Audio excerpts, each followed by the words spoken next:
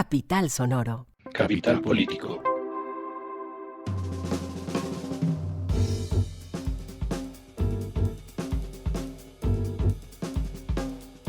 Capital Político es un podcast que semana tras semana, 2 veces, a veces hasta 3 veces a la semana, se ocupa de las noticias más importantes de Colombia, Bogotá y el mundo.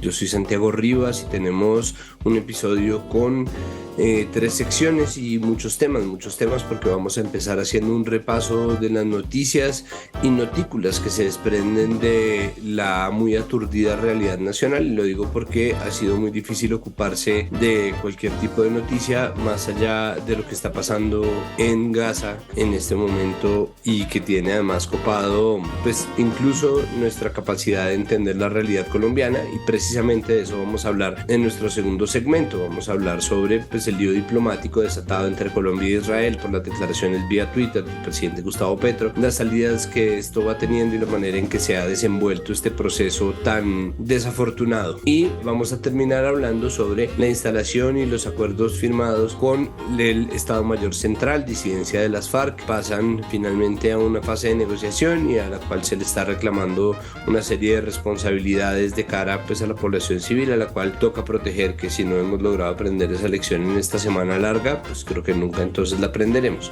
Empezamos haciendo un repaso breve de notas. Tenemos algunas noticias. La agenda que no está estancada por Gaza está estancada por las elecciones regionales, porque las cosas van corriendo espesas como un arequipe, pero como un arequipe igual vale la pena meter la cucharada a ver qué es lo que está ocurriendo de verdad en la realidad nacional. Para ello invitamos a Tatiana Duque, directora del podcast Huevos Revueltos con Política, uno de nuestros favoritos, con quien además siempre estamos dispuestos a cooperar, así que muy recomendado para que lo oigan todos los días en la mañana en su propio feed en las plataformas de audio. Tatiana, bienvenida una vez más a Capital Político. Muchas gracias por aceptar esta invitación. Muchas gracias por invitarme y siempre quedo toda emocionada con esas introducciones tan generosas. Muchas gracias. No, pero claro, pues eso sí, son recomendados. Es lo lindo de los medios públicos, ¿no? Sí, y del sistema podcastero colombiano también.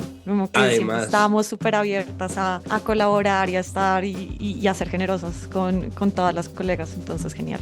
Absolutamente sí. Bueno, vamos a empezar, yo creo que con noticias viejas. Es que siento, Tatiana, que nos estamos ocupando de cosas que pasaron hace un buen rato. Normalmente para los estándares de este podcast aquello que pasó hace 3 días es viejo, y sin embargo las discusiones diplomáticas, los señalamientos desobligantes, las manifestaciones, todo el asunto internacional, y yo creo que pues la magnitud de lo que está pasando en este momento en Gaza pues tiene completamente bloqueadas las conversaciones. Entonces vamos a estarnos ocupando de asuntos que tienen más de una semana. Una de esas pues es la reforma a la salud, que contra todo lo que se está diciendo, declaraciones en campaña y fuera de campaña, señalamientos, llamados de auxilio, tweets, obviamente muchos tweets, sigue avanzando en el Congreso. Sí, de hecho, una de las noticias políticas con las que arrancamos la semana es que la Cámara votó la mitad de la reforma a la salud. La plenaria de la Cámara es un lugar a donde el gobierno se siente muy cómodo porque tiene unas buenas mayorías, y allá, por ejemplo, el Partido Liberal, que siempre es muy poderoso en la Cámara, es muy aliado del presidente, arrancando por el presidente de la Cámara, Andrés Calle, que es pues uña y mugre con el gobierno. En el marco de esto, mientras el presidente estaba trinando 100 trinos sobre la guerra de Israel contra Hamas, que está dejando a miles y centenares de palestinos masacrados y asesinados, pues se estaba aprobando esta reforma Songo Sorongo. El twist acá es que la otra mitad, donde va a haber cosas muy gruesas, se va a comenzar a votar después del 29 de octubre, que es el día en que se reconfigura el poder en el país, porque vamos a tener las elecciones regionales. ¿Cuáles son los escenarios posibles para esto? Por ejemplo, Dilian Francisca Toro ha hecho campaña diciendo que lo que está ocurriendo es que la reforma a la salud ya está generando alteraciones en el sistema de salud, incluso antes de ser aprobado. Esto no es una posición exclusiva de Dilian Francisca Toro, esto mucha gente ha salido a decirlo. Parte de eso corre por los decretos de emergencia en La Guajira, pero parte de eso también corre por lo que se suponía era un piloto que también querían hacer con FECODE. Explíqueme por favor eso y qué tanto de eso es cierto, qué tanto de eso es un alcance real de los cambios que se le hagan a la salud. Bueno, entonces arranquemos por el lado de cómo se utiliza la reforma en campaña. Lo que hemos visto y reporteado durante estos últimos meses y las últimas semanas de campaña es que buena parte del sentimiento que está moviendo esta elección es, por un lado, miedo por inseguridad y por temas de seguridad, digamos, locales.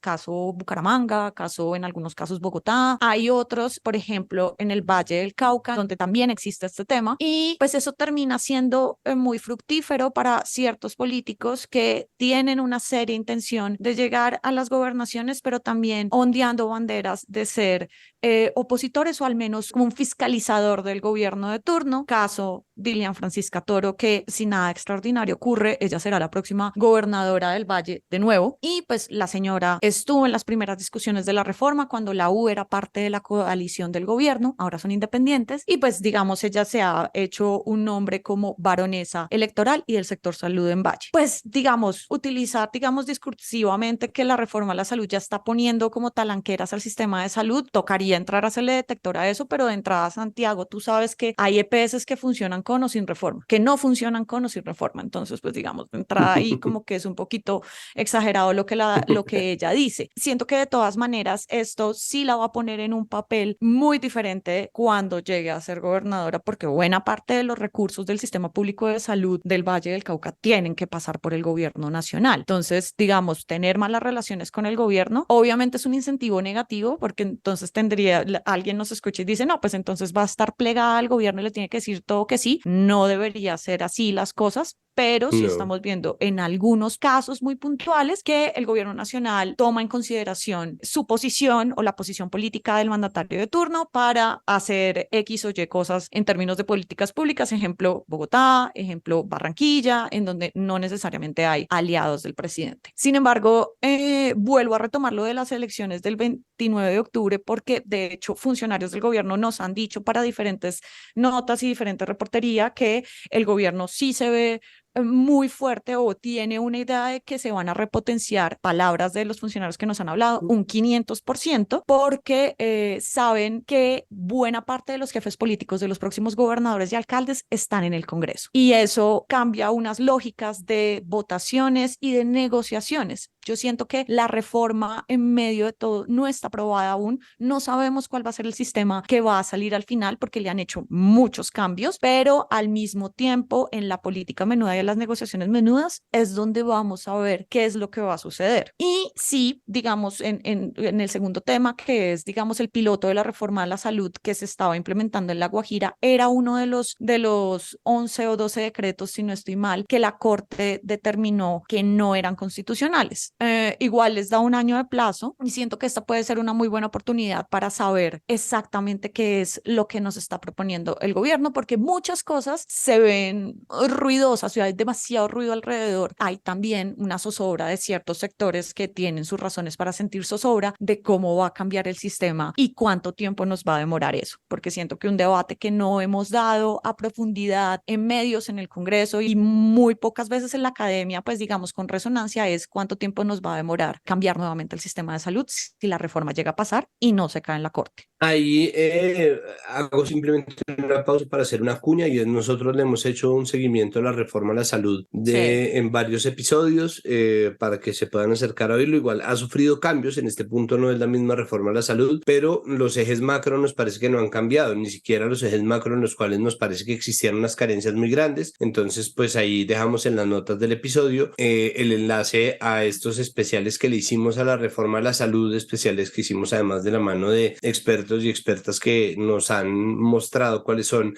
precisamente estas falencias que en este punto ni siquiera sabemos si van a pasar o no, porque en medio de eso, Tatiana, existe como una especie de metadebate en donde en medio de los numeral debates del Congreso salen congresistas a decir que no se están debatiendo realmente los puntos, sino que se está buscando votar en bloque, es decir, como siempre terminan las decisiones supeditadas mucho más a los cálculos de tiempo que tenga un gobierno y su posibilidad de entregar burocracia, o a la ley quinta, ¿no? A la manera en que finalmente se modera la conversación en el interior de la Cámara, que es lo que generó la creación de una subcomisión y después el fracaso en nombrar una subcomisión y posteriormente la discusión acerca de si entonces si se necesitaba o no la subcomisión, pero además de eso, pues la decisión de si se discute en bloque o si se debate punto a punto, si se aprueba la mitad, si no se aprueba la mitad, no todo eso termina metido en una colada, en lo cual lo último que se discute es el contenido de la reforma y sus De acuerdo. 300 páginas más anexos. De acuerdo, más las proposiciones, más lo aprobado. También porque, digamos, siento que hay unas cosas en donde empezamos a hablar de unos supuestos, en donde nosotros decimos, bueno, entonces se van a acabar las EPS y ¿qué va a pasar? Y es como, ¿en serio se van a acabar las EPS? O simplemente les van a dar otro nombre? ¿Qué vamos a hacer con cierto tipo de atención especializada? Ese tipo de cosas que está dentro de esas 300 páginas, más anexos, más proposiciones, parece como si se cambiara simplemente con un rayón y un plumón y ya. Pero no, eso tiene unas implicaciones muy, muy grandes en el sistema, pero también entonces hay lo que se llama la maniobra política y la ley quinta. Entonces, no, que le falta la firma a no sé qué y hay un vicio de trámite y se cayó todo el articulado. Y es como, ok, entonces, ¿cuál tiene que ser la forma para pasar una reforma? Siento que lo bueno de esto, y siempre lo voy a resaltar, y es que lo bueno de que haya llegado un gobierno diferente a los que teníamos en formas anteriores, tal vez no en la forma en que se hacen las cosas, pero sí, digamos, en los contenidos de lo que están proponiendo, es que nos pone a tener este tipo de debates, nos pone a tener este tipo de discusiones incómodas y discusiones difíciles sobre qué tan justo y qué tan equitativo ha sido algo tan fundamental para un país como su propia salud pública y el acceso a la salud de los ciudadanos y las ciudadanas. Entonces, y nos pone a mirar también entonces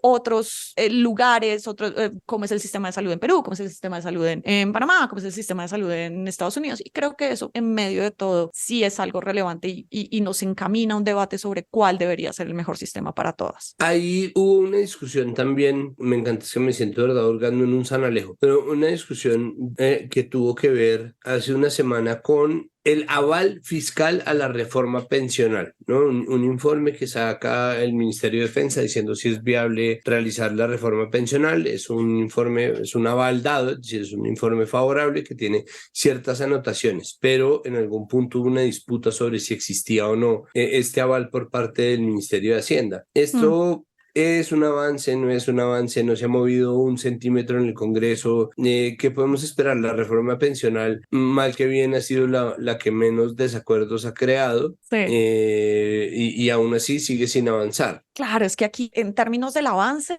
siento que de todas maneras cuando tú tienes una reforma que va por una sola cámara y le metes otra, una de las dos se va a estancar. Entonces, digamos, ahí hay un cálculo político que seguramente lo tiene muy establecido en el Ministerio del Interior, pero es como los tiempos de cada una de las reformas y es evidente, pues obviamente que si la Cámara suspendió el debate de la reforma a la salud hasta después de las elecciones es porque tienen un cálculo en torno a la pensional, a la salud y a la laboral. O sea, eso sí, ponle la firma. Y en términos de cómo puede avanzar, yo siento que para cualquier tipo de proyecto y de reforma tiene que haber este aval fiscal y que le da mucha tranquilidad, pues al menos a las personas que lo están debatiendo. Ya otro debate será si Fedesarrollo, si la ANIF, si lo que sea, y X o Y gremios dicen como no me parece o sí me parece y empezamos a hacer cálculos en Excel. Pero cuando tú tienes un aval fiscal, lo que dice en palabras simples es como esto tiene una protección de plata. Pues, digamos, no se va a quebrar el Estado, no vamos a tener un hueco gigante, seguramente tendremos un huequito, pero podemos taparlo de X o de Y manera, pero es simplemente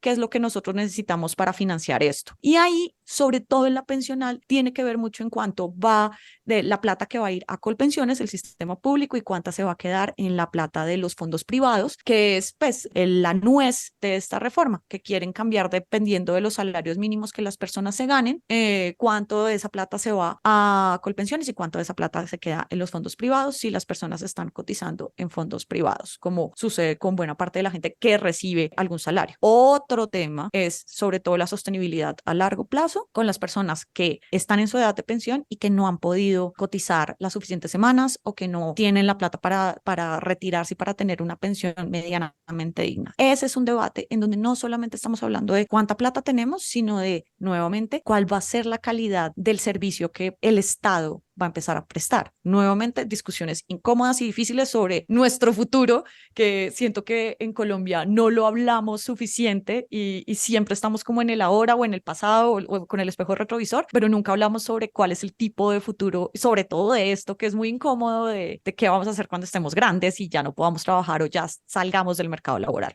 ¿Hay alguna otra noticia del Congreso? Porque la percepción es que muy poco sale, o sea, muy poco sale. No se sabe si muy poco está pasando o si muy poco se sabe. No, están pasando un montón de cosas, pero creo que la más importante que pasó y que pasó hace solo unas horas fue la cantadísima elección de Vladimir Fernández, secretario jurídico del presidente, como nuevo magistrado de la Corte Constitucional. Yo creo que es una de las elecciones más cantadas desde hace mucho tiempo en las ternas que manda el presidente o que han mandado los presidentes a la Corte, y eso fue, vea, peluqueando votos, 88 votos, uno en blanco y 7 creo que se fueron para Gerardo Vega, el gerente de la Agencia de Tierras. Eso fue una noticia clave, sobre todo porque ocurrió en la plenaria del Senado, donde el gobierno no tiene las mayorías. Pero Vladimir Fernández estaba haciendo lobby desde antes de que le presentaran la terna al Congreso, que fue hace 2 semanas. Él ya llevaba lobby de un mes. Pues es que Vladimir Fernández primero era la única persona que tenía una hoja de vida apta para la Corte Constitucional, sin detrimento pues de la hoja de vida de Gerardo Vega, pero pues un tipo que está mucho más enfocado en asuntos de reforma agraria y tierras, que de hecho hasta donde yo entendía y hasta donde pudimos hablarlo,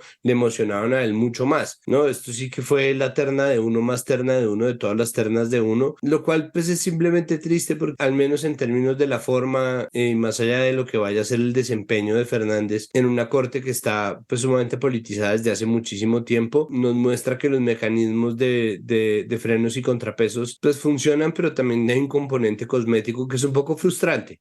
Yo creo que es simplemente frustrante. De pronto resulta que Vladimir Fernández es el mejor magistrado del mundo, ¿no? Como el man se gana, como se lo ganó Petro en su momento, un premio al mejor magistrado del mundo, y entonces todos tenemos que callarnos la jeta, pero al mismo tiempo en la forma en la cual se elige o la manera en la cual se configura esa terna hace que de inmediato exista una duda sobre la independencia y más allá de la independencia sobre, es decir, si uno no tiene buenos competidores y no existe tampoco un concurso de méritos, pues simplemente es la comprobación otra vez de que los méritos pues son mentiras, eso no existe. Pues ayer justamente en la plenaria del Senado, Germán Blanco, que es del Partido Conservador, decía eso, como, oiga, no sé, sería mejor que hiciéramos con un concurso de méritos, eso requiere una reforma constitucional que pasaría por el Congreso. Y es porque, tal y como lo estás diciendo, pues las ternas que mandan los presidentes usualmente son ternas de uno. Así pasó con Mauricio González, el doctor Salsa, así pasó con Cristina Pardo, que también fue de Sí. la terna de Santos, Mauricio González fue de la terna de Uribe, de Paula Meneses de la terna de Duque. Entonces, digamos, como siguiendo el patrón de cosas, sí, es una terna de uno, sobre todo Sí, porque es Vladimir otra, Fernández otra terna de uno. otra terna de uno. Sí. De hecho, recuerdo cuando se presentó la terna Human Rights Watch, dijo como, oigan, bacano que hayan mandado una terna de abogados, pero estas 3 personas trabajan con el presidente. O sea, son básicamente personas a quienes el Estado les está pagando un sueldo, a excepción de Cielo Rusinque, que había dejado de ser funcionaria del gobierno un mes antes. Pero también sí es como, bueno, dale, manda gente de tu cuerda, pero pues en serio. Y Sí. pues hay una cosa que sí hay que ser muy relevantes en esto, y es que Vladimir Fernández ha tenido procesos judiciales bien complicados en su natal Huila, incluyendo un proceso de paternidad que duró 20 años, en donde él se rehusaba a hacerse la prueba del ADN con la persona con quien tuvo una hija. Entonces, digamos, como ahí empezamos también a mirar un poco cuáles son realmente estas facultades morales y, sabes, como que no son necesariamente lo legal, sino quiénes son las personas que están dentro de la Corte Constitucional, dentro de todas las cortes. Ya tuvimos un magistrado que cayó preso por vender tutelas, por vender sentencias, que también fue elegido por el Congreso, que también salió de una terna. Entonces, además del tema de pensarnos nuevamente como esto de la meritocracia, que no creo que vaya a cambiar absolutamente nada, porque a cualquier presidente le parece fantástico tener aliados en la Corte Constitucional, también hay que pensarnos como, digamos, qué es lo que nosotros vemos en las facultades morales de una persona. Y justamente una discusión que había ayer en la plenaria del Senado era como, bueno, pues es que tenemos estos 3, no podemos votar en blanco, porque si gana el voto en blanco, gana el segundo, ¿sí? Sí, o sea, no pueden no votar, no pueden devolverla tampoco, porque entonces sería un enorme problema entre el Congreso y el Ejecutivo. Entonces hay una sin salida a veces cuando se presentan las ternas y cuando hay más digamos, cuando prevalece sobre todo el interés político sobre el interés de salvaguardar la Constitución y los derechos, que es pues básicamente lo que dice la Corte Constitucional que tiene que hacer. Si tú ves en el cubrimiento de varios medios, en la silla hicimos un tuiterazo, ahí el primero que había llegado, además de los ternados, era el ministro del Interior, obviamente para estar pendiente de que el que tenía el guiño ganara. Claro, es esa sensación de la obviedad lo que es muy, muy triste. Por último, y hablando de la obviedad, el Consejo de Estado aceptó una demanda o que podría producir que la senadora Isabel Zuleta del Pacto Histórico pierda su investidura. Vamos a hacer las cosas mal, Eh, ¿no? sí, qué cosas, ¿no? No, Qué camino tortuoso realmente. ¿y qué esperabas que sucediera, senadora Isabel Zuleta? Pues para poner un poquito de contexto, hace unas semanas Isabel Zuleta estaba en Blue Radio, ella dio unas declaraciones en donde, y cito, dice, yo estoy apoyando a los candidatos con mi salario. En ese momento uno de los panelistas le dijo, vaya consiguiendo abogado porque usted la van a demandar porque eso no es legal. Y realmente eso no es legal. Ella dice que sí, que tiene unas facultades constitucionales, no sé qué, pero para dejar las cosas claras es que no puede haber plata del Estado en las campañas, más allá de lo que da pues el Estado a los partidos para financiar a los propios partidos y a las campañas. Ese es el enorme problema de una reforma política que nunca se ha hecho. Pero el caso Sí, es que la señora confirmó al aire que ella estaba financiando campañas políticas y pues ya le cayó una demanda de una persona del pacto histórico, porque me parece que eso también tiene movida política interesante y es que fue alguien del mismo movimiento, digamos, del mismo grupo de partidos que están apoyando al gobierno, del que hace parte Isabel Zuleta y también el demandante. Entonces la demandan y el Consejo de Estado dice como, sí, pues vamos a revisar y el peor escenario es la pérdida de investidura. sí, total. Pues obviamente existe y esto pues hay un asunto de verdad muy pernicioso en todas estas declaraciones. No está bien que Isabel Zuleta esté financiando campañas con su sueldo, pero obviamente existe también un margen de defensa porque existe un punto de discusión en el cual, en una discusión muy del huevo y la gallina, pues obviamente va a quedar el tema de si una vez entra a la cuenta de ahorros o corriente, pues yo no sé cuáles serán las costumbres financieras de la senadora Zuleta, pero digo, en cuanto entre a una cuenta de banco, la plata pasa a ser plata privada o sigue siendo plata pública. Obviamente existe un argumento muy fuerte que es como no puede ser que la plata de los impuestos, ¿no? Que es lo que todo el mundo sale a decir, mis impuestos terminan pagando Sí, no entonces pagan un los predial, weón. candidatos. Exacto, es como terminan pagando pues un sueldo que termina moviéndose también con fines políticos y al mismo tiempo la defensa de Isabel Zuleta va a decir pues que esa es su plata ganada con trabajo y que una vez ella lo tiene pues no se considera que ninguna plata que ella dé, que si ella aporta a UNICEF o que si ella aporta a alguna fundación o que si ella tiene, eso es plata que está ahí. Entonces vamos a ver eso en qué termina, pero pues creo que está muy claro que obviamente hay cuando menos un ruido, ¿no? Que podría desembocar en un ruidazo, porque es que la pérdida de investidura pues termina siendo pues una condena política muy fuerte para una senadora que se ha metido en muchos problemas por andar, obviamente, desafiando los límites de su potestad, ¿no? Y que Mm. incluso ha tenido, digamos, ya no en términos de lo jurisdiccional ni administrativo, disciplinario, etcétera, sino de lo discursivo, pues unas salidas muy locas con respecto, por ejemplo, a lo que se gasta en mercado frente a la reducción posible de los salarios. Sí, como cuánta gente tú le das de comer, o sea, Sí, desde la ¿y campaña, pero dónde además compras? orgánico, vegano, ¿no?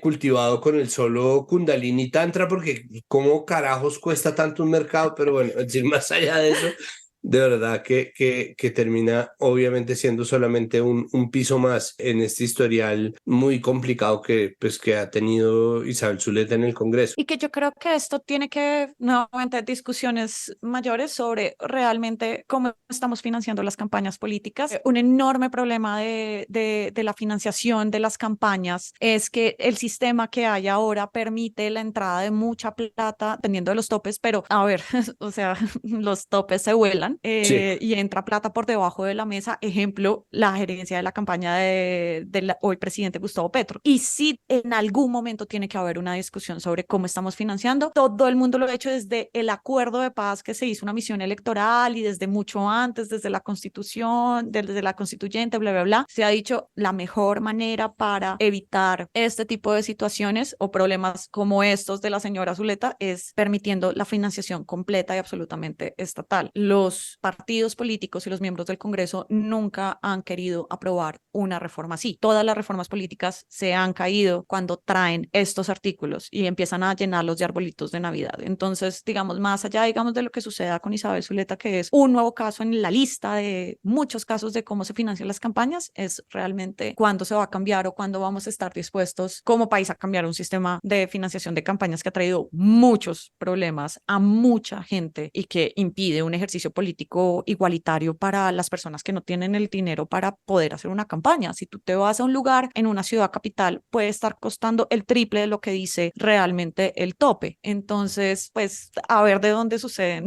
de dónde es que sale esa plata, ¿sí? Y bueno, es el problema del huevo y la gallina. Sí, pues además esto que usted menciona que es verdad, tiene una influencia además y obviamente va a recibir resistencia por parte de los sectores privados. Sin ir más lejos, en septiembre de este año, Vorágine.co presentó un artículo que se llama 122 visitas al Congreso. Así actuó el lobista de Postobón contra los impuestos saludables. Pues mira, ¿quién es el que más ha financiado a los partidos políticos? Y es Sarmiento Angulo. ¿Y Claro. para qué es? Pues, o sea, digamos, hay unas equivalencias de quién te da dinero para financiarte versus o igual a lo que ocurre en el lobby en el Congreso para las comisiones terceras y cuartas en presupuesto, en reforma tributaria, etc., etc. Sí, esa claridad para que tengamos presente siempre hasta qué punto ese tipo de carencias o esas no reglamentaciones de la entrada de dinero o la no financiación estatal impiden que tengamos un terreno más equilibrado a la hora de jugar el juego representativo real de la política. Si resta transparencia el hecho de que cualquiera pueda salir a ser financiado por cualquier persona que luego tenga sus intereses puestos en lo que se discuta en el Congreso y pues bueno, ahí empieza a entrar y pues obviamente eso no es el caso de Isabel Zuleta, ¿no? Isabel Zuleta dudo mucho que vaya a hacerle lobby a candidatos que seguramente ya están de acuerdo con ella, pero precisamente esa falta de regulación es lo que permite que tengamos este tipo de declaraciones que pues obviamente nacen del desconocimiento de la ley, pero como bien dicen los abogados, el desconocimiento de la ley no justifica su incumplimiento. Yo creo que es lo primero que les enseñan y si uno tiene amigos estudiantes de derecho, lo sabe uno también por extensión. Exactamente. Pues digamos, cubriendo el Congreso, es que uno se ha dado cuenta y tiene como un pequeño piecito ahí en esas cosas legales y de derecho, pero pues en ninguna manera podemos reemplazar a abogados y abogadas. Pero sí, o sea, digamos, para volver al tema de Isabel Zuleta, pues sí, al inicio, la primera frase que ella dice es, yo con mi plata financio campañas, y es como, sabes lo que estás haciendo y que eso está mal, pero no, al parecer no lo sabía. No Igual, tenía pues ni esto idea, lo... es que Igual lo veremos en el Consejo de Estado y qué se define, porque pues igual puede, o sea, digamos, esto tiene un proceso y seguramente llegará a sección quinta y luego hasta la plena, entonces muy seguramente pues vamos a tener mucho más de esto y ahí se sentará un precedente sobre lo que ocurre. Ay, Dios mío, bueno, pues Tatiana, muchísimas gracias, muchas gracias. Vamos a ver en qué desemboca. Es triste, pero casi que de cara a los horrores que estamos viviendo como humanidad y el fracaso enorme que supone todo lo que está pasando en Gaza, esto casi que se siente como un bálsamo, ¿no? Uno dice, ay, no, si tan solo nuestros problemas se redujeran a esto, pero bueno, en fin, Bueno, muchísimas gracias. no, gracias a ustedes por invitarme. Continuamos este episodio de Capital Político otra vez hablando sobre el conflicto palestino-israelí o bueno, ahora más exactamente sobre la consecuencia colateral de todas las cosas en este país y es cómo eso afecta o no la vida del gobierno y sobre todo del gobierno Petro, porque esto un poco pasaría por cualquiera que estuviera en este momento en la Casa de Nariño, pero en este caso pues especialmente iba a pasar por muchas razones. Las reacciones del presidente Gustavo Petro ante esa desatado una serie de reacciones, han desencadenado una serie de respuestas por parte de la opinión pública, por parte de la diplomacia israelí, por parte de las distintas entidades y organizaciones que representan a la población judía, por parte de otras organizaciones que representan a otras facciones de gente, y así hemos tenido que vivir un poco un efecto dominó con muy poco dominio en realidad, y queremos entender cuáles son los alcances de esto. No vamos a hablar sobre hechos específicos ni vamos a hablar sobre el ataque a un hospital que en este momento todavía Israel sigue adjudicándole a Hamas o B, la yihad islámica, y que la gran mayoría del resto del planeta le está adjudicando al Estado israelí, porque existe todavía un cruce de versiones, porque va a ser muy difícil realmente saber quién lo hizo, más allá de los muchísimos indicios que uno pueda tener o los antecedentes. Vamos a hablar sobre diplomacia internacional y sobre lo que eso implica para nuestro país, y por eso se encuentra con nosotros Margarita Cadavid, profesora de Medio Oriente y Sistema Internacional de la Universidad Militar. Margarita, bienvenida a Capital Político, muchísimas gracias por estar acá. A ustedes muchísimas gracias por la invitación y un placer estar aquí. Bueno, ¿por dónde empezar, Margarita? Creo que esta es la parte más liviana de un evento muy denso y muy pesado que estamos todos viviendo como planeta, pero que al mismo tiempo en Colombia ha tenido una serie de repercusiones que incluso han llegado a la prensa internacional, mal o bien, y esto pues nos deja de cara otra vez a que la noticia sea el presidente Gustavo Petro. Entonces, hábleme un poco sobre el progreso que ha tenido esto, el momento desde más o menos el primer tuit de Petro hasta la situación diplomática que estamos en este momento. Bueno, pues mira, básicamente tú lo acabas de decir, en efecto, estamos frente a una situación gravísima, quizás frente a una de las crisis humanitarias de unas dimensiones que todavía no alcanzamos a de verdad poner sobre la mesa, porque es que además hay una cantidad de gente que está muriendo, de población civil, estamos frente a unas violaciones del derecho internacional humanitario terribles. Pero evidentemente el presidente de Colombia ha intentado hacer o pronunciarse frente a estos hechos, pero digamos que ha fallado en varias cosas. Entonces, pues no podría ponerme aquí a repetir uno tras otro los tweets que ha hecho, pero haciendo como un resumen de todo esto. El primer error es, que creo que es lo que todos hemos dicho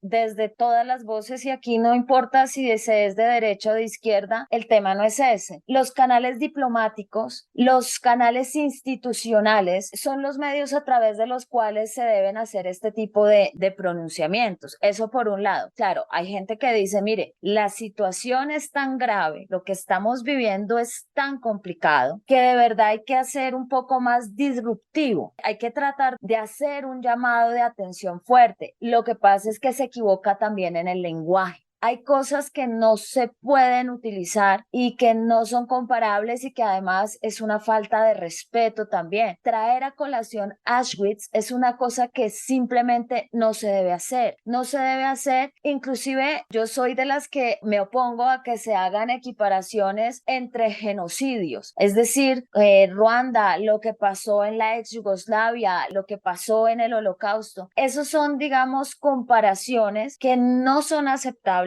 Uno, que le faltan el respeto a la gente, y con esto no estoy diciendo que lo que se está viviendo en este momento en la Franja de Gaza con los bombardeos no tenga las características de una limpieza étnica, que se ha dicho mucho, de un apartheid, etcétera, etcétera, porque también hay una cosa que hay que tener en cuenta, y es lo siguiente: estamos abocados a tener una opinión sobre este tema, y entonces cuando se dice algo, inmediatamente te encasillan en uno u otro bando, y muchas veces no se está tratando de favorecer a ninguno de los bandos, sino simplemente de explicar una situación, o por lo menos apuntar a la gravedad de la situación humanitaria en Gaza. Entonces, para resumirte un poco esto, lo que quiero decir es, por un lado, la intención del presidente de llamar la atención sobre lo que está sucediendo, de que Gaza, digamos, está en una situación donde estamos frente a una acción de castigo total, fulminante, como respuesta a los atentados también condenables y brutales de Hamas. Eso está muy bien, pero lo otro, es decir, empezar este rifirrafe por X, hacer comparaciones con Auschwitz y utilizar X como el medio para expresar estas opiniones, me parece que es completamente desacertado, y fuera de eso nos generó unas tensiones diplomáticas con Israel que desde el establecimiento de relaciones con el Estado de Israel nunca habíamos estado en este punto. Claro, hemos tenido crisis diplomáticas en otros escenarios, sí, pero con Israel no. Y hay unas relaciones de por medio, hay unos acuerdos comerciales de por medio y hay un papel, digamos, un rol de Colombia como respetuoso del derecho internacional, de las formas que se está tirando al traste en este momento. Aquí, en este punto en que estamos, salió el gobierno israelí a decir que iba a llamar a una sesión pues a una reprimenda a la embajadora colombiana en suelo israelí. Ahí estuvo entonces la reacción de Petro diciendo que entonces si era necesario cortábamos relaciones con Israel. Ahorita vamos a hacer un poco la relación de a qué corresponde eso en términos de plata, en términos de, pues o sea, qué tanto intercambio existe con Israel. Pero antes de eso, entonces la gente dijo, pero ¿cómo así? Usted no tiene un canciller, ¿no? Ahí fue como el punto culminante y salió Álvaro Leiva a decir también de forma apresurada, creo yo, que entonces el embajador estaba siendo grosero y que debía entonces pedir disculpas e irse, pero entonces le tocó salir a decir que era una sugerencia, que no está expulsando al embajador. Bueno, ¿en qué papel queda en este momento? ¿En qué punto estamos según las actuaciones de la Cancillería? Yo creo que también ahí hay, como tú mismo lo estás apuntando, digamos, en términos de la descripción que haces, evidentemente a la Cancillería le ha faltado tener un papel más contundente, pero también yo diría aquí que es difícil cuando está una persona lanzando tweets constantemente, ¿cierto? Que empiezan todas estas reacciones. Entonces, claro, la Cancillería le queda difícil, le queda muy complicado dar una respuesta, pero esa respuesta que dio es completamente desacertada. Es decir, no podemos negar, y aquí esto también quiero decirlo, el tuit del embajador israelí fue muy desafortunado. Sí, digamos, es una burla, es una falta de respeto, y yo creo que estos comentarios, este rifirrafe a través de X no es lo que debería suceder. Yo me atrevería a decir que estamos en un momento después de esto que llega como a su cenit con lo que tú estás diciendo, la petición de que entonces llamamos a reprimenda, que también me parece pues una cosa bastante salida de tono. Vamos a llamar a reprimenda a la embajadora de Colombia en Israel, y luego entonces sale el canciller a decir vamos a entonces sino que se vaya. Las cosas en diplomacia no se pueden hacer así, y menos desde una cancillería. Entonces yo creo que llegamos a ese cenit del rifirrafe, pero lo más seguro es que ya no haya más declaraciones, porque es que lo que hay detrás de esto, y ese es el problema con estos tweets, lo que hay detrás de esto es que nosotros tenemos, tanto Israel como Colombia se verían muy afectados en el caso que se decida de suspender una relación diplomática. Es muy costoso para ambos. Digamos que el ideal es el llamado a la calma, y yo creo que ya estamos viendo ese desescalamiento, pero evidentemente esto resulta, y sabes que aquí también hay una cuestión grave, y es lo que tú decías al principio, nos distrae de lo importante, y lo importante es que aquí sí debe haber una postura común para un cese al fuego, para corredores humanitarios y para ayudar a la población civil en Gaza. Entonces, fíjate que con esto el presidente desestima una iniciativa que era valiosa, de decir, vea, hay que ponerle un alto a esto que está sucediendo en Gaza. Entonces, yo te diría que llegamos al cenit en ese rifirrafe, y que lo que vamos a ver ahora es el desescalamiento de estas declaraciones, y yo esperaría que tanto Cancillería como el presidente pues entiendan que la diplomacia existe por algo, que hay unos canales institucionales que son los que se deben utilizar, y que los comunicados oficiales en este aspecto son el mecanismo para llevar a cabo, digamos, cualquier pronunciamiento, cualquiera que sea la posición que el país vaya a adoptar. ¿Es posible reparar en este momento las relaciones diplomáticas con el Estado de Israel? Es decir, llevarlas a un terreno de entendimiento mutuo e intercambio sin necesidad de que el gobierno de Colombia tenga que mostrarse de acuerdo con las acciones del Estado israelí, que es el punto que quisiera tocar ahorita después. Sí, yo creo que sí. Lo que pasa es que,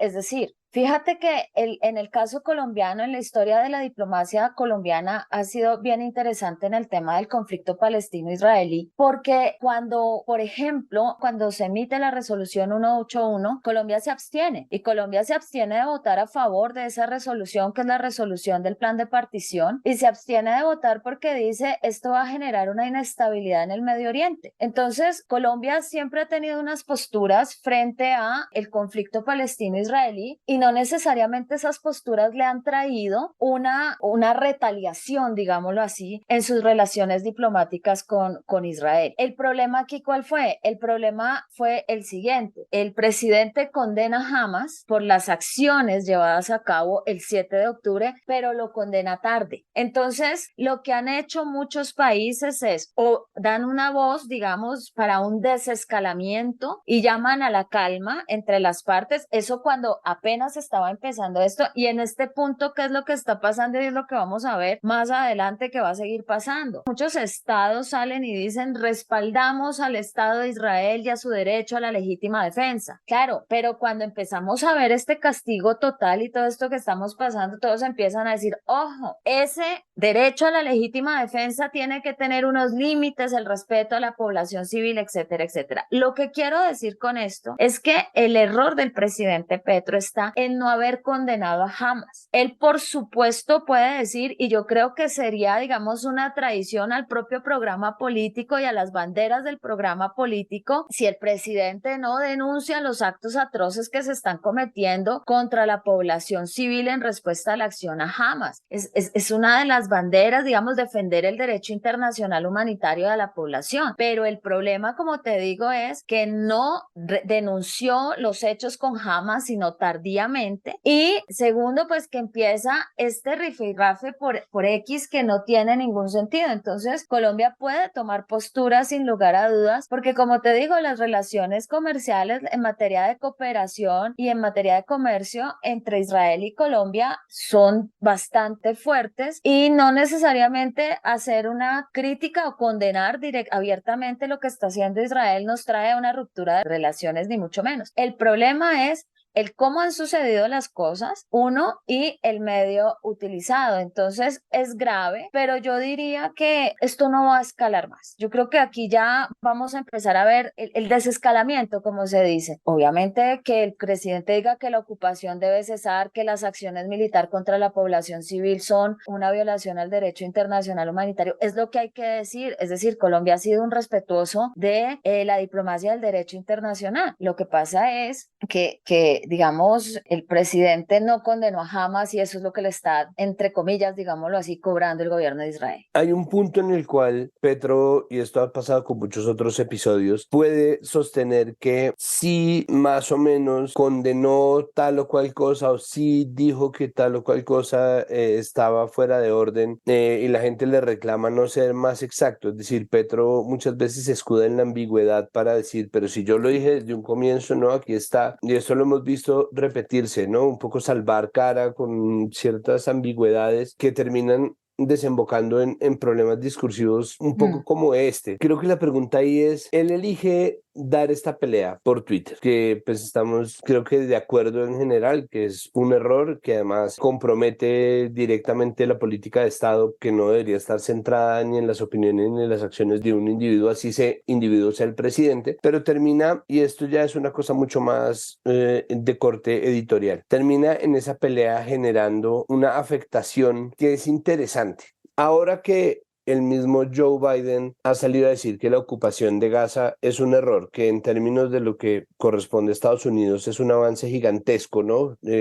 Porque históricamente la alianza con Israel pues ha hecho que omitan por completo todos los abusos que comete el Estado israelí. Hay una parte del discurso, ¿no? Y llegados hasta un punto de verdad de inhumanidad extrema en este conflicto, existe una parte de la opinión pública que está empezando a decir, Petro tenía razón. razón. Claro. Es decir, ¿qué hacer con esto? Es decir, ¿cómo darle sentido a que entonces ahora Petro, una semana y media después de acciones horribles y de respuestas Ajá. desmedidas por parte del Estado israelí, esté empezando a decir, ¿no? Como, mire que Petro estaba denunciando esto desde el comienzo? Tenía Y sí, razón. lo deja un poco mejor parado. Ajá, claro, pero es que fíjate que el problema está en lo que yo te decía, y esto va a aumentar, o sea, con lo que pasó, sé que dijiste al principio que no íbamos a hablar de eso, pero con todo lo que está pasando, porque es que no solamente han sido hospitales, que es una cosa gravísima, estamos hablando de escuelas de Naciones Unidas donde la gente va y se refugia porque son lugares protegidos por el derecho internacional humanitario. Entonces, ¿tú dónde buscas refugio? En los lugares que sabes que bajo ninguna circunstancia van a atacar y resulta que los atacan. Entonces, la escalada de violencia de la respuesta del Estado de Israel frente a los hechos que ocurrieron con Hamas, el aumento de las protestas, la gente no está, creo que como sociedad ya no estamos dispuestos a mirar que sucedan estas cosas y a quedarnos callados. Entonces, vamos a tener más presión de la gente hacia sus gobiernos diciendo esto hay que condenarlo, esto hay que investigarlo, hay que dar un cese al fuego. Efectivamente, por eso te decía al principio, el presidente tenía razón y tiene razón en condenar lo que está pasando con Gaza, en decir, mire, esa respuesta es excesiva, hay un castigo total, la población civil debe estar por fuera de eso. Eso es verdad. El problema es que cuando tú condenas las violaciones del derecho internacional humanitario y cuando eres el presidente de la República, tienes que condenar cualquier forma de violencia. El asunto fue que él no condenó, y si lo condenó, porque fíjate que frente a Gaza la postura está clarísima. Frente a Gaza no tenemos ninguna duda qué es lo que quiere decir el presidente, pero no así frente a los ataques de Hamas. Entonces, yo por eso digo, yo estoy de acuerdo con la posición del presidente, me parece que es una postura que es coherente con su programa político, ¿cierto? La causa palestina, la condena a lo que está pasando, todo eso es coherente. El problema está en, uno, la violencia debe ser condenada en cualquiera de sus formas, sobre todo cuando estamos en un momento en nuestra historia que estamos en un proceso de posconflicto, que estamos buscando una paz total. Entonces, la violencia en todas sus formas debe ser condenada, uno, y dos, evidentemente de aquí en adelante lo que tú vas a ver es esa moderación de ese respaldo total que le dieron inicialmente a Israel para llevar a cabo su respuesta frente a lo que ocurrió con Hamas, va a empezar a ser condicionado, porque no puede ser así. En la guerra, ayer lo decía, en la guerra no todo se vale, hay reglas y esas reglas deben ser respetadas. Entre más veamos lo que está pasando allá, más voces van a pararse frente a lo que está pasando en Gaza. Por eso te decía, el presidente tiene razón en su postura, en lo que no tiene razón es en dedicarse a lanzar una cantidad de X, una cantidad de mensajes que le hacen daño también a lo que sucede, porque la gente, fíjate que en lugar de estar discutiendo nosotros una crisis humanitaria de proporciones que no hemos visto desde hace mucho tiempo, estamos frente a una segunda Nakba, estamos discutiendo los tweets del presidente y qué podría pasar en las relaciones entre Colombia e Israel. Entonces, se crea sin querer una cortina de humo y me parece que un discurso puede ser ambiguo y libre de interpretación, pero es que el Twitter no te da lugar a eso. El Twitter es muy corto, las frases son muy cortas, lo que dices tiene que ser muy preciso. Entonces me parece que ya el presidente no puede usar esa excusa de la ambigüedad y que él sí lo dijo, pero no lo dijo, no, o lo dijiste o no lo dijiste, punto. Sí, de acuerdo. Es decir, creo que mi preocupación está más en que este giro puede terminar produciendo que no se resuelva. Es decir, sino que la próxima crisis o conflicto internacional que tengamos sea esto en las relaciones de Marruecos con la comunidad saharaui o de España con la comunidad. Es decir, no, digamos, en algún punto va a aparecer otro conflicto en donde está puesto el mapa ideológico del mundo entero. De verdad, puede ser Rusia, Ucrania, Nagorno-Karabaj, cualquiera de los muchos, y es muy posible entonces que Petro acuda exactamente a este mismo mecanismo. ¿O será que sí hay aprendizaje posible en cuanto a las herramientas que además de alguna manera son mucho más poderosas para una persona que quiera hacer un cambio como Petro? Yo creo que sí, o sea, aquí pues Pensando, digamos, un poco, yo creo que había una intención de ser disruptivo en un momento que se necesitaba, pero creo que lo hizo mal. Entonces,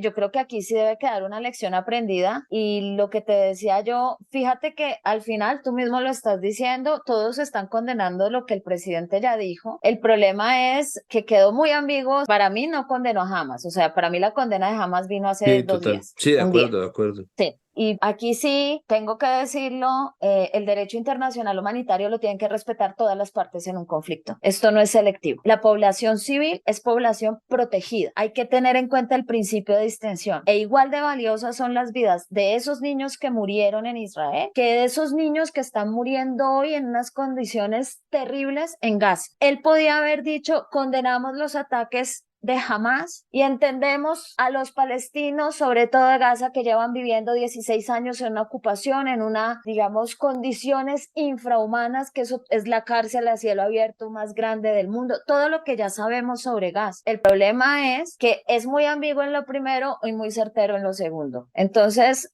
eso se lo están cobrando en este momento y como te digo, lo que vamos a ver de aquí en adelante es que cada vez más voces porque la presión de la opinión pública empieza a jugarle ya a esos gobiernos que en un primer momento salieron a decir apoyamos incondicionalmente a Israel y lo que Israel quiera sí, pero ojo porque hay límites. Y mira que en este momento ya está pasando con la reunión del Consejo de Seguridad que Francia e Inglaterra dijeron no, cese al fuego, no, ahí tienen a su población protestando y diciendo, oiga, no. Y lo otro es que detrás de todo esto, y es lo que quizás uno no ve en los medios, pues es que lo que te está diciendo, aquí hay unas relaciones que son las relaciones de vieja data, aquí hay unos acuerdos comerciales muy importantes. Imagínate, nosotros tenemos un acuerdo comercial del 2022, hace un año exactamente, donde Colombia exporta con el 97% libre de aranceles hacia Israel cosas. Israel nos vende una cantidad de equipos de seguridad, hace el mantenimiento de los aviones Kafir hace años,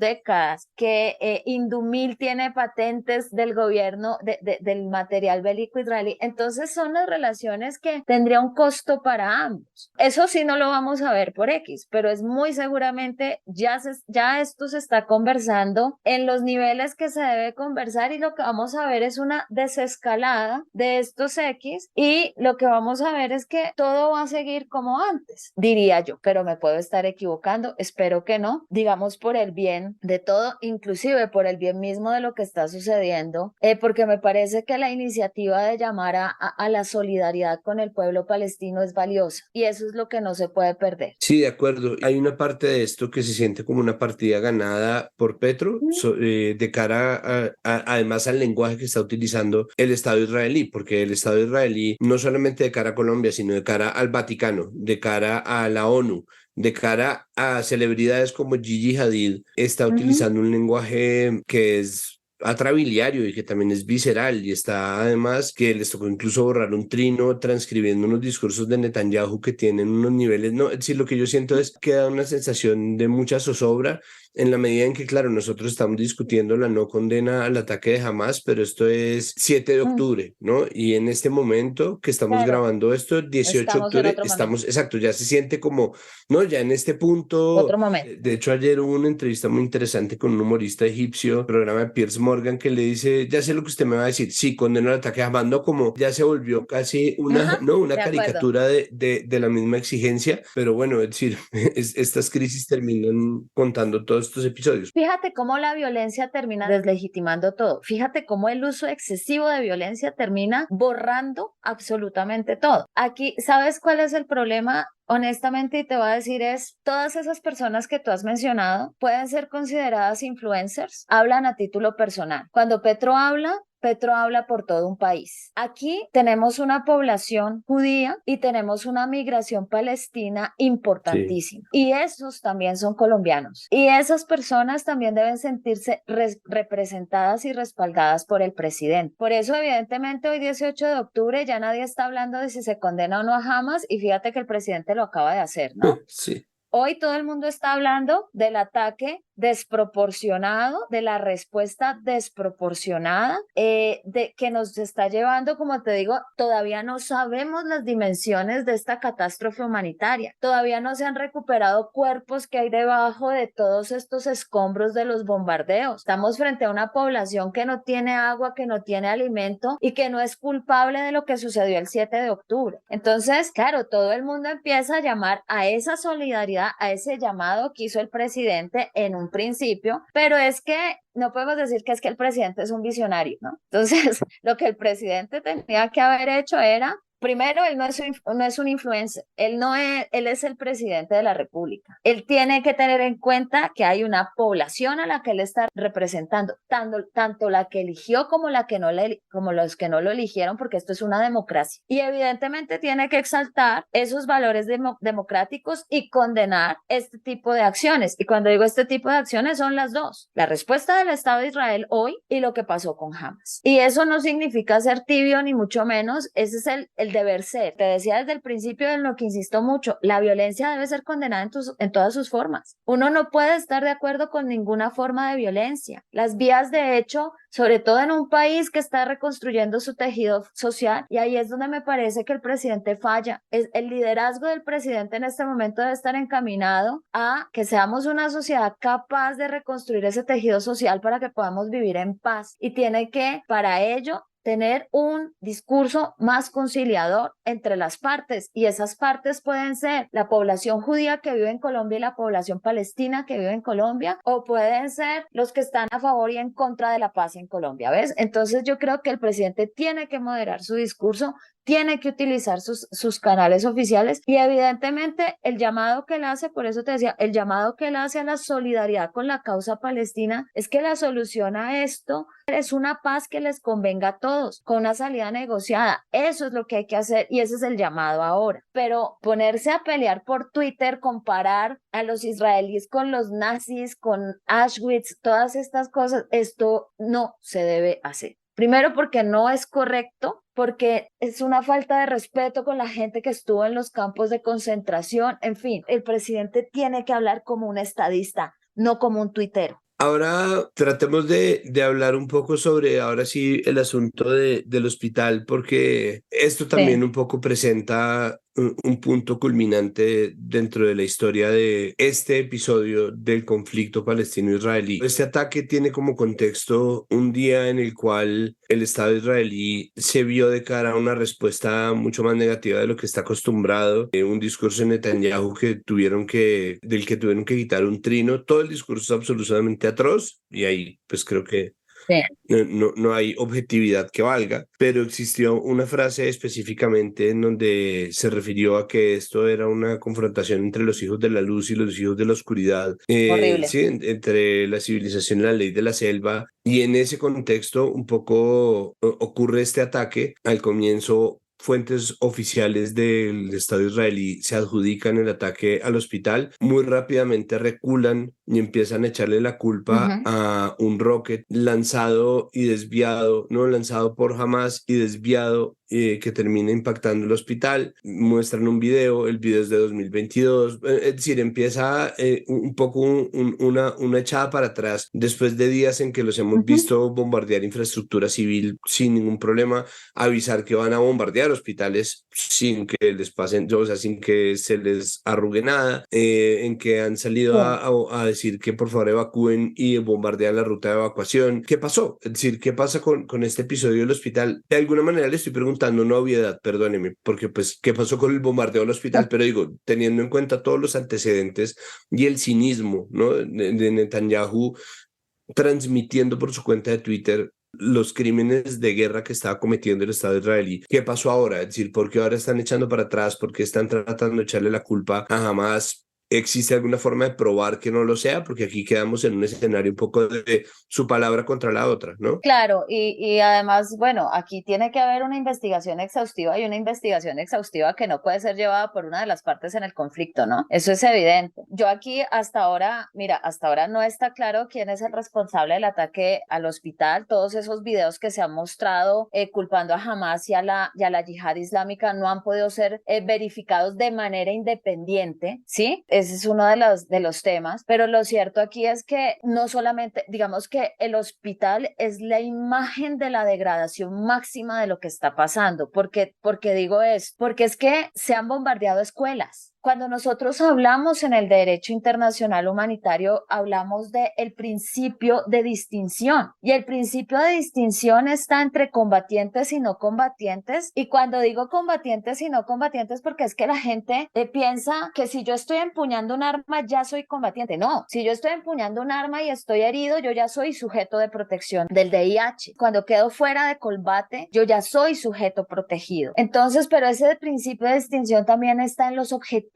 militar, en lo que es objetivo militar y lo que no. Hay sujetos protegidos y hay infraestructura que es infraestructura protegida. Y la infraestructura protegida son, por ejemplo, los hospitales, las escuelas, los acueductos, en fin. Y nosotros lo que hemos visto es que en este momento la degradación de lo que está ocurriendo en Gaza es tal que no hay principio de distinción. Además, porque yo te voy a decir una cosa, en una guerra no todo está permitido. En una guerra todos los medios utilizados en la guerra deben ser limitados para tratar de causar el menor daño posible a la población civil. Y esto es algo que no estamos viendo. El traslado forzoso de población, cuando dan un ultimátum, imagínate una población que vive en 365 kilómetros cuadrados, que viven 2.200.000 personas en esa área, que tenemos áreas de densidad poblacional de hasta 9.000 personas por kilómetro cuadrado y les dices que tienen que trasladarse del norte al sur, dándoles un ultimátum. Eso está prohibido por el derecho internacional humanitario. Entonces, lo que hemos visto son violaciones recurrentes donde el punto máximo, el punto más degradante es un hospital donde además había no solamente los heridos, que ya es muy grave, sino lo que te decía, gente refugiándose. Eso es algo inadmisible. Entonces, claro, cuando las fuerzas de defensa israelí señalan y dicen múltiples fuentes nos indican que fue la yihad islámica responsable, claro, están tratando de desmarcarse. Nosotros no fuimos, porque es que esto es demasiado, demasiado grave. Lo que te digo, en la guerra no todo se vale. Ese cuento de que en la guerra todo se vale, no. Y de hecho la humanidad ha sufrido mucho para crear ese DIH y las normas, tanto los protocolos, el derecho de la Haya, el derecho de Ginebra, que limitan el uso de cierto armamento, que tratan de limitar el daño que se le puede causar a la población civil. Eso es lo que no estamos viendo en este momento y eso es lo que todo el mundo va a empezar a condenar desde ya. Y no importa, la investigación tiene que llevarse a cabo, pero esto está movilizando mucha más población civil para que paren esta guerra ya. Y yo creo que estamos alcanzando ese cenit en la violencia que va a allanar el camino para que lo que empecemos a pedir en este momento es lo que ya habíamos dicho y es una salida negociada, un acuerdo político favorable para las partes. Y yo creo que aquí hay una cosa fundamental, el bloqueo de Gaza debe terminar. Ese bloqueo que lleva 16 años hay que replantearlo y había que replantearlo desde hacía muchísimo tiempo. La comunidad internacional no puede seguir mirando para otro lado frente a lo que pasa en Gaza. Entonces, yo no me atrevo aquí a decir quién es culpable o qué no. Yo simplemente lo que digo es, esto es inadmisible en cuanto al hospital, porque evidentemente las violaciones que te estoy mencionando, traslado de población, traslado forzado de población, los ataques indiscriminados, esto está constituido como crímenes de guerra y de hecho esos traslados de población entran en lo que se llama limpieza étnica y pueden convertirse y están muy ligados al crimen de genocidio. Por eso es que se está hablando hoy del genocidio. Entonces, esa es la situación. Lo que no podemos permitir como comunidad internacional y como mundo es ser testigos de esto sin hacer nada. Eso es lo que tiene que cambiar y eso es lo que vamos a ver que va a empezar a pasar. Entonces yo siempre he dicho que quizás soy optimista, que esta situación nos tiene que llevar a sentarnos a negociar un acuerdo favorable para ambas partes, uno, y dos, yo creo que van a surgir unos nuevos liderazgos regionales que son los que van a encaminar esta discusión y espero que así sea, porque yo creo que Occidente en su visión del conflicto y en tratar de darle una resolución al conflicto ha fallado estrepitosamente. Sí, exacto. Existe una sensación de fracaso muy grande porque finalmente esto pasó después de muchos años en los cuales se ha pedido sentido que Occidente le ponga un tate quieto a Israel y es el Estado al cual nadie parece ser capaz de tocar, y esto pues tiene unas repercusiones que estamos viendo son demasiado grandes, ¿no? Es decir, el cinismo del Estado israelí de cara a esto que está pasando, hospital o no hospital, porque es que si luego se prueba que contra muchos cálculos efectivamente si fue un error de Hamas o fue una consecuencia derivada de un ataque de la yihad islámica y no un ataque deliberado del Estado israelí, el Estado israelí sigue siendo responsable de una cantidad de horrores que solamente en este periodo de tiempo es gigantesco. Sí, y es un horror que la humanidad no debe aceptar. Nosotros, yo sí quiero hacer un llamado y es que esta polarización en la que vivimos constantemente frente a todos los temas no nos haga perder de vista lo importante. Y lo importante aquí es que hay una población civil que está sufriendo ahora por esto, pero que lleva sufriendo 16 años y que la comunidad internacional se olvidó de la gente en Gaza. Y estamos hablando, como te decía yo, de gente que vive sin comida, con cortes de luz, el 97% del agua no es potable, el 68% de los jóvenes no tienen empleo, el 60% de las personas vive en campos de refugiados donde han sufrido otros momentos no tan críticos como este, pero también de bombardeos, no han podido reconstruir sus vidas. Imagínate que tú eres un niño en Gaza y llevas por lo menos 4 bombardeos de este tipo. Y yo retomo una frase de un militar, de un ex militar israelí que dijo algo que me parece que resume esta situación. Mientras no haya esperanza para la población palestina, no va a haber seguridad para Israel, porque cuando la gente siente que lo ha perdido todo, no encuentra salidas a estas situaciones. Entonces, yo sí creo que no podemos perder de vista lo importante que es el sufrimiento de la población civil. No podemos dejarnos llevar por esa polarización que cuando uno apunta a la situación y a la crisis y a la violación del derecho internacional humanitario en Gaza, entonces automáticamente te conviertes en un admirador de Hamas, que si condenas a Hamas, entonces te conviertes automáticamente en un sionista que está frente a la causa, que apoya lo que está sucediendo. Yo creo que aquí hay que entender muy bien el contexto, entender muy bien lo que está sucediendo y ser también muy sensatos a la hora de emitir nuestras posturas, nuestras opiniones, que todo el mundo las tiene, pero entender que lo que está de por medio aquí es la población civil. Y quiero también decir una cosa para en pro del equilibrio. Hay 199 personas que en su mayoría son niños que también fueron secuestrados por Hamas y que están algunos de ellos en la franja de Gaza. Entonces yo creo que toda la población civil debe ser protegida y que ese llamado a la sensatez deben tenerlo, si lo debemos tener nosotros, que hablamos por nosotros sin representar a nadie, mucho más un presidente de la República, mucho más un jefe de Estado, porque él tiene a su cargo el Estado y todo lo que ello implica, incluyendo las relaciones entre dos pueblos. Entonces es muy, muy importante tener en cuenta todo esto para poder hacer lo que hay que hacer, y lo que hay que hacer es un cese al fuego, corredores humanitarios y empezar nuevamente a hablar del tema palestino para llegar a una salida negociada favorable para las dos partes.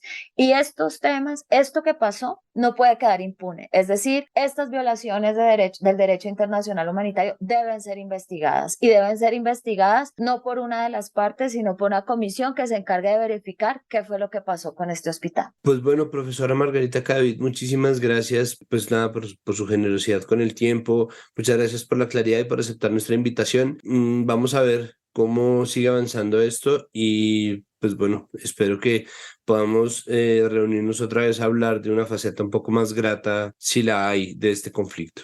Muchas gracias a ustedes por la invitación, y de verdad pues un llamado a la gente que lo que está aquí, lo que estamos viviendo y lo que está de por medio es una población civil que no es culpable de esto y que debe ser protegida, y evidentemente el llamado a la solidaridad con esa población civil y a digamos, al sosiego y a la sensatez, porque no podemos crear otra vez escenarios de odio frente a ninguna religión, frente a ninguna raza, frente a nadie, porque esa violencia cultural unilateral luego nos lleva a una violencia directa. Entonces, a mí sí me gustaría que la gente fuera más responsable a la hora de emitir sus opiniones frente a esto y ser muy cuidadosos porque explicar un hecho no es tomar partido por una de las partes. Sí, de acuerdo. De acuerdo, de acuerdo. Y pues nada, cuidarse porque la salud mental para todos los que tenemos redes sociales en este momento está de verdad muy fragilita. Sí, señor. Muchísimas gracias por la invitación y a la orden. Gracias.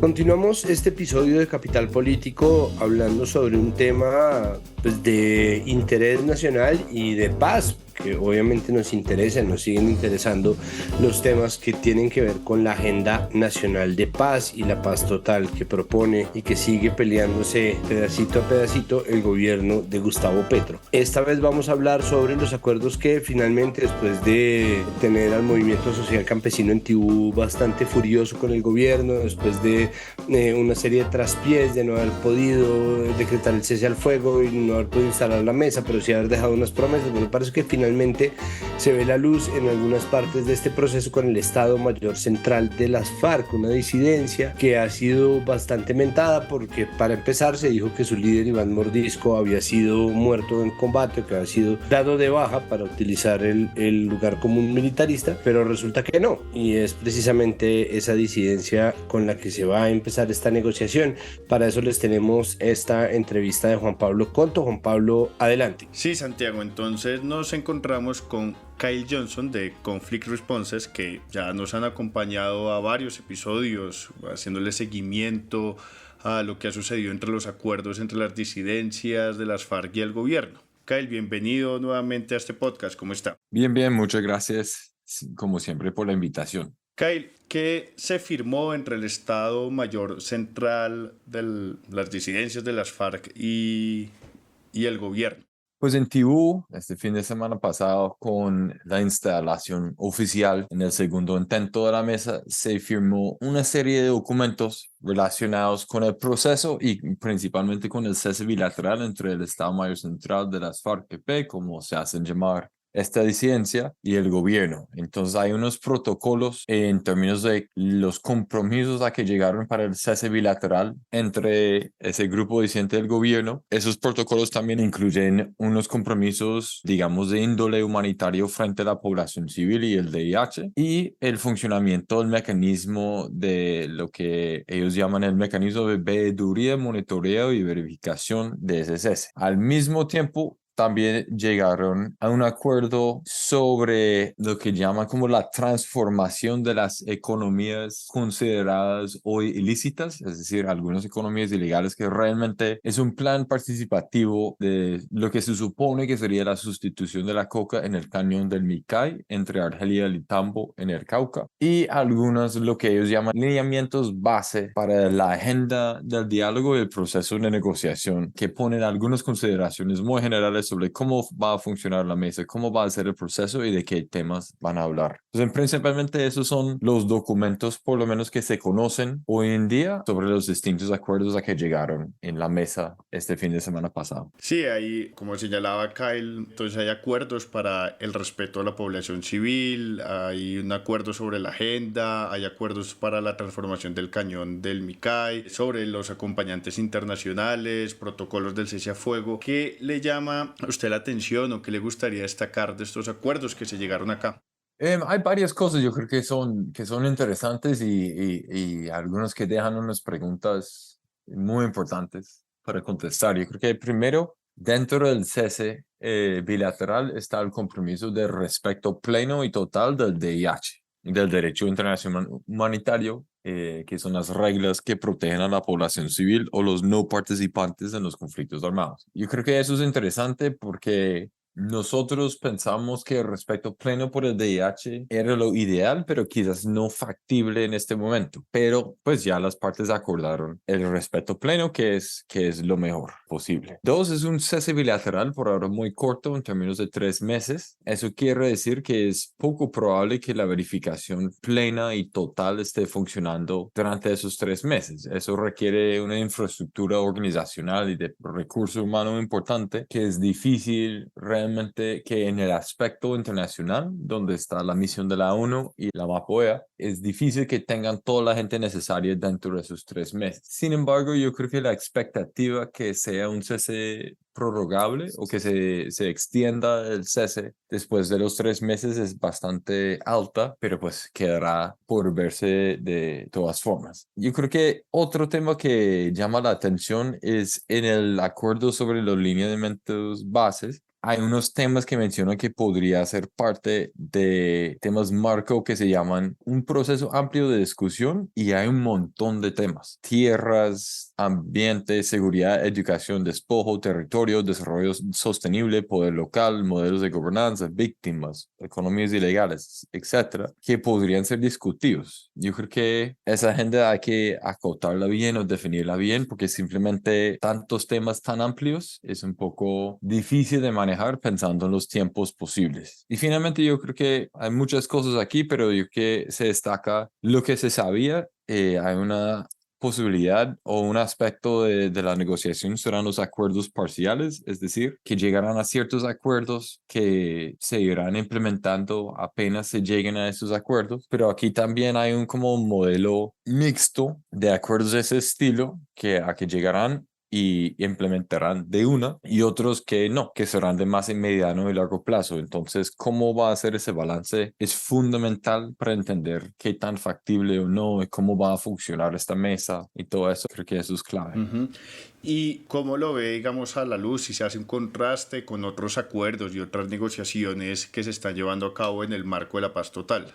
Pues yo creo que pues, el único otro proceso realmente avanzado que tenemos es el del ELN. Y lo interesante aquí es que el ELN también tiene un proceso participativo como parte, como el corazón, digamos, de la negociación. Este proceso con el EMC también. Y en ese proceso participativo también hay un gama muy amplia. Casi cualquier tema del país está sobre la mesa para posiblemente ser discutido en esos espacios de participación y vemos un gama muy amplio de posibles temas de discusión aquí con el MC. Entonces ya un poco lo acordado en el proceso con el ELN y en el proceso con esta disidencia está exigiendo cada vez más un, entre comillas, diálogo entre los dos procesos, en que realmente aunque este tema se le ha propuesto al gobierno desde hace mucho tiempo de cómo un proceso afectará al otro y viceversa y cómo ponerlos como a caminar medio juntos, digamos, o cómo se pueden interrelacionar.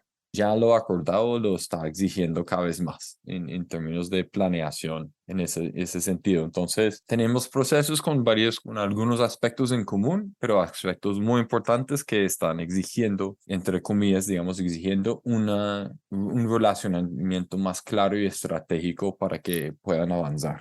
Precisamente en este sentido, Kyle, que siente que falta en la negociación o en los acuerdos.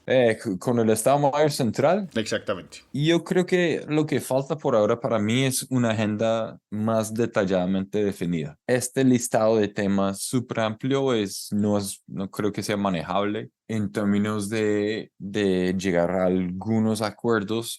Realmente parece que van a ser más de un acuerdo, pero algunos acuerdos con este grupo dentro de los 3 años restantes del gobierno de Petro, pero que realmente son 2 años y medio, digamos, en términos de gobernabilidad. Pero hay que acotar esta agenda. Se puede gastar mucho tiempo hablando de cualquier de estos temas, entonces yo creo que esto es supremamente importante y yo creo que sería importante entender o que se acuerde qué puede ser, que se limite o se define de alguna forma qué serán los acuerdos de lo que ellos llaman aplicación inmediata, los que se van a acordar e implementar de una. Yo creo que la definición de qué va a ser acuerdo parcial, como le llamamos hoy en día, y lo que será acuerdo normal de mediano y largo plazo afecta mucho la dinámica de la negociación, afecta mucho los incentivos por negociar o llegar a ciertos acuerdos y realmente es una palanca que puede presionar al MC, presionar al gobierno y presionar el proceso para que avance. Del resto, hay unos temas muy específicos dentro del cese que faltan por definir. pero la verdad cuando uno mira los protocolos que tenemos hoy en día y los comparamos con los protocolos del cese anterior entre febrero y junio,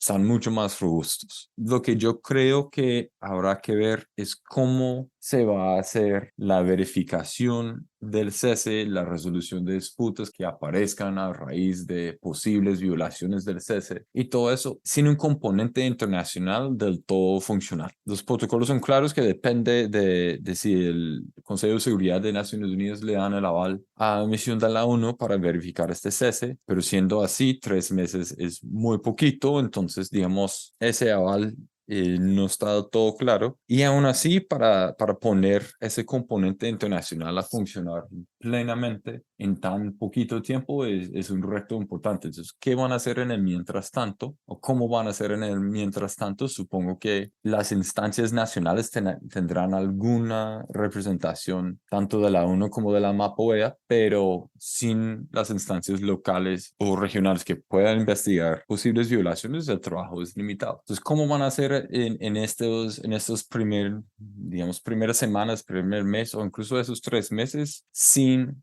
el componente internacional del todo funcionando? Creo que eso es, sin que funcione del todo el componente internacional, yo creo que es una pregunta clave. Pero para empezar el proceso, empezar con un cese, sin duda este cese es un avance frente al anterior y realmente los compromisos frente a la población civil son mejores que lo esperado. Entonces, creo que esos 3 temas de la agenda de qué tipo de el balance entre los 2 tipos de acuerdos más el funcionamiento, digamos, del mecanismo de verificación del cese en estas primeras semanas, creo que son las 3 cosas que yo creo que hacen falta y son muy importantes que se definan pronto. Sí, menciona que falta claridad en la agenda, pero ¿qué sabemos de lo que sigue en el calendario y cómo lograr acotar los pasos a seguir y darle como un orden precisamente a esos objetivos planteados en los acuerdos? No, yo creo que los pasos realmente que siguen, yo creo que las partes tendrán que definir con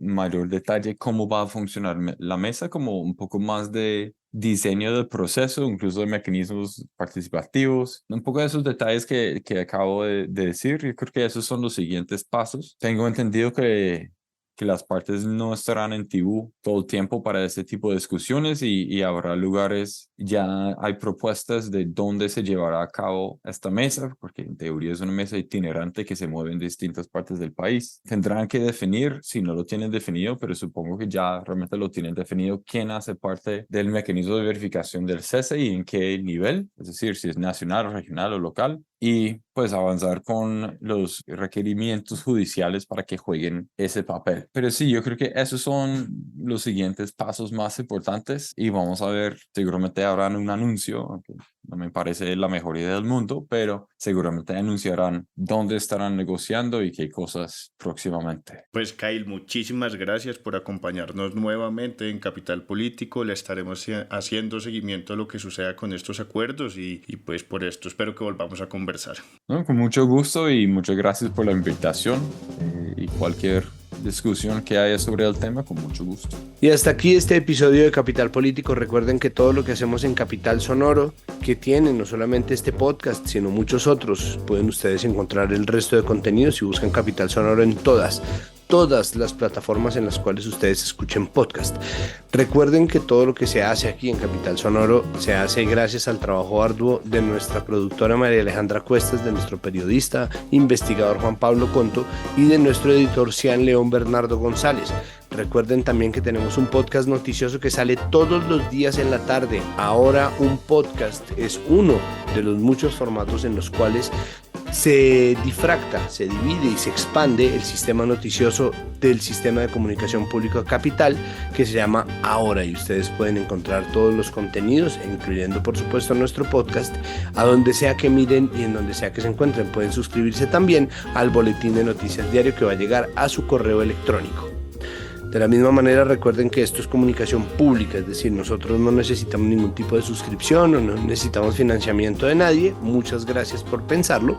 Lo que sí es, ya que la plata se la va a dar a un proyecto independiente que en realidad lo necesita, a nosotros lo que nos puede dar es un empujoncito con la difusión, ayudarnos a recomendarnos en sus chats familiares y de amigos, en sus redes sociales, pegar el enlace, y si la plataforma en la cual usted escucha Capital Político y cualquier otro podcast que nosotros tengamos tiene la posibilidad de calificar, por favor denos una calificación, ojalá buena, siempre y cuando le nazca. Muchísimas gracias por su audiencia y nos oímos en el próximo episodio al final de esta semana.